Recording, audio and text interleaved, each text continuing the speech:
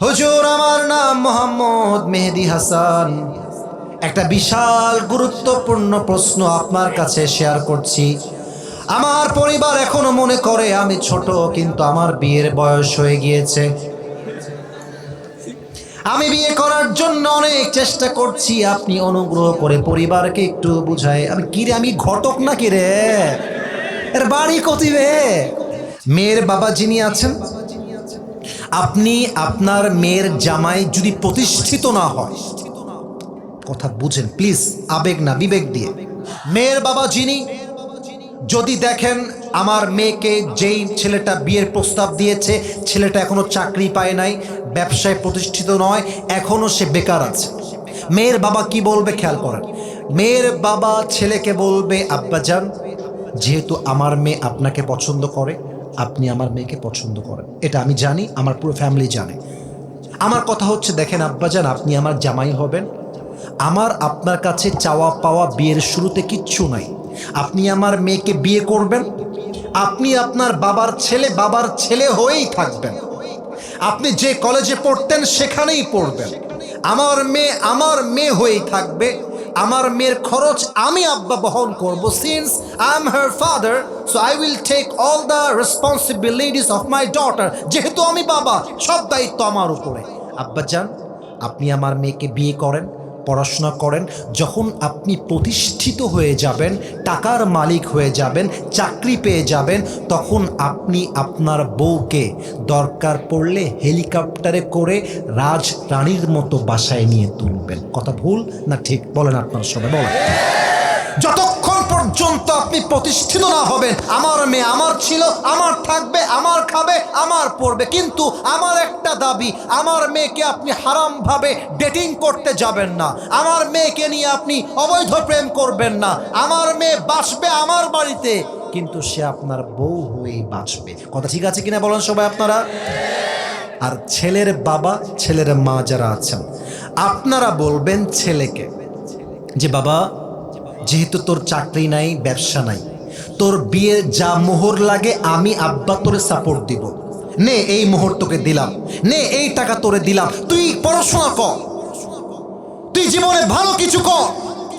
যতক্ষণ পর্যন্ত তোর জীবনে সফলতা না আসবে, আমি বাপ তোর পাশে আছি, আমি মা তোর পাশে আছি। আরে দুই পরিবারের চিন্তা যদি এমন হয়, বিয়েটা সহজ হয়ে যাবে, জেনাটা কঠিন হয়ে যাবে। ঠিক কিনা বলে? আপনারা দেখেছেন সিমরিন লুবাবা, এরকম একটা মেয়ের নাম, হয়তোবা আগে অভিনয় বা কোনো একটা কাজ সে করত, তো সে অল্প বয়সে বিয়ে করার জন্য বিভিন্ন আইনজীবী বলতেছেন তার বিচার হবে, এই হবে সেই হবে। আমার প্রশ্ন বাগমারার কাছে, 18 বছর আগে কোনো মেয়ে বিয়ে করলে তার স্বামীকে মামলা দিয়ে জেলে ভরা হয়, কিন্তু 16 বছরের যেই মেয়েটা পার্কে গিয়ে জামা খুলে নেচে বেড়ায়, ওর বিচারটা কি হবে? এইটা আমি জানতে চাই বাগমারার ভাইরা। ঠিক কিনা বলেন সবাই আপনারা? 18 বছর আগে হোটেলে গিয়ে রাত কাটাইলে আপনাদের গায়ে জ্বালা পড়া শুরু হয় না। 18 বছরের আগে কোনো মেয়ে পার্কে গিয়ে প্রেম করলে কোনো আইন নাই, আর হালালভাবে বিয়ে করলে আইন হয়ে যায়, জেল হয়ে যায়, জরিমানা হয়ে যায়। এটাই প্রমাণ করছে বাংলাদেশের পার্লামেন্ট চলছে আল্লাহর কোরআন দিয়ে নয়, পার্লামেন্ট চলছে আমেরিকা তথা পশ্চিমা সভ্যতা দিয়ে। ঠিক কিনা বলেন সবাই বাগমারার ভাই?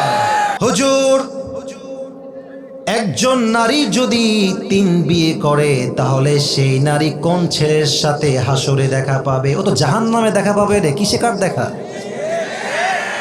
মানে প্রশ্ন হচ্ছে, 3টা ছেলেকে বিয়ে করলে কার সাথে তার দেখা হবে? প্রশ্নের 2টা স্রোত হতে পারে। প্রথম স্রোত, মেয়েটা একই সঙ্গে 3টা বিয়ে করবে, এটা ইসলামের জায়েজ নেই। কারণ একজন মেয়ে যদি 2টা বিয়ে করে, ওর পেটে কার সন্তান আসছে এটা বুঝাই তো মুশকিল হয়ে যাবে। ঠিক কিনা বলে? মেয়েদের জন্য 1 বিয়ের বেশি জায়েজ নাই, আর পুরুষদের জন্য 1টা নয় 4টা বিয়ে জায়েজ আছে। কথা ঠিক আছে? প্রশ্নের 2 নাম্বার সুরত, যে প্রথম স্বামী মারা গেছে, দ্বিতীয় বিয়ে করেছে, দ্বিতীয় স্বামী মারা গেছে, তৃতীয় বিয়ে করেছে। এখন এই অবস্থায় যদি মেয়েটা মারা যায়, তার হাসরে দেখা হবে ওই স্বামীর সাথে যার সঙ্গে তার শেষ সংসারটা ছিল। কারণ বাদবাকি 2টা স্বামী তার জন্য হারাম হয়ে গিয়েছে, বাট শেষ স্বামী যার আওতায় থেকে মেয়েটা মারা গেছে, ওই স্বামী কি হালাল ছিল না হারাম ছিল? কোনটা? হালাল ছিল। অতএব হাসরের ময়দানে দেখা হবে সেই স্বামীর সাথে যেই স্বামীর সঙ্গে তার সংসার ছিল।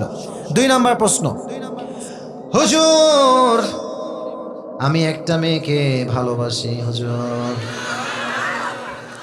নাম নাই, এখন কি করব? মেয়েকে পছন্দ হয়েছে, সোজা গিয়ে মেয়ের কাছে মেয়ের বাবার নাম্বার চাইবা যে আপনার বাবার নাম্বার হবে কিনা।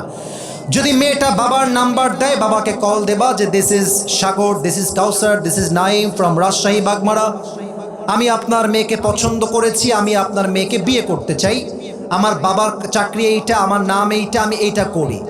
বাবাকে বলবা আপনার মেয়েকে বিয়ে করতে চাই, বাবা যদি রাজি হয় সোজা তোমার পরিবার নিয়ে মেয়ের বাড়িতে যাবা, বিয়ের প্রস্তাব দিবা। আমার কথা একটা, পছন্দ হইলে হারাম প্রেমে নয়, সোজা আমরা বিয়ে করতে চাই যুবক ভাইরা, ঠিক কিনা বলো? আচ্ছা, এখানে প্রস্তাব দেওয়ার পরে 2টা অপশন, মুরব্বীরাও শুনবেন। এক, হয় মেয়ের বাবা বলবে ইয়েস আমি আমার মেয়েকে তোমার সঙ্গে বিয়ে দিয়ে দিব, তাহলে তোমাকে আমি বলবো শাদি মুবারক, শাদি মুবারক। আর 2 নাম্বার অপশন, যদি না বলে ছ্যাঁকা খেয়ে বেকা হওয়া যাবে না। দুনিয়াতে মেয়ে মাত্র একটা নাই, এরকম কয়েক লাখ মেয়ে এই পৃথিবীতে আরো সুন্দরী আছে যুবক ভাইরা। কথা ভুল বললাম না ঠিক বললাম বলো? অনেক যুবক বলে তোমাকে পাইনি আমি জীবনেও বিয়ে করব না। আরে গাঞ্জাখোর, তুই বিয়ে করবি না কেন রে? একটা মেয়ে তোরে ছেড়ে গেল, ওর জন্য একটা বিয়ে জায়েজ, তোরে ছাইরা একটা বিয়ে করবে, তোর জন্য 4টা বিয়ে জায়েজ, ও করবে একটা, তুই করবি 4টা, ডোন্ট কেয়ার অ্যাবাউট ইট, ঠিক কিনা বলে? আমি আমার একটা মাহফিলে একটা ছোট্ট কবিতা বলেছিলাম, আমি জানি উর্দু ভাষা অনেকে বুঝবেন না, তাই বাংলা তর্জমা করে দিব, বলা যাবে? তু নেহি তো কোই और सही, कोई और नहीं तो कोई और सही, बहुत लंबी है ये जमी, मिलेगी लाखों हंसी, इस जमाने में सनम तू अकेला तो नहीं।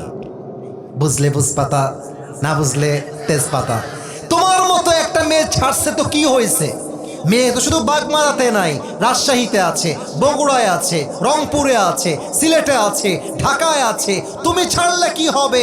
তোমার চাইতে 1000 গুণ বেশি উত্তম আমার আল্লাহ আমাকে দান করবে, ঠিক কিনা বলে? অতএব পছন্দ হলে কোনো প্রকার হারাম সম্পর্কের দিকে যাবেন না, সোজা বিয়ের দিকে যাবেন। আল্লাহ আমার প্রিয় ভাইকে বোঝার তৌফিক দান করুক, পড়েন সবাই আমিন।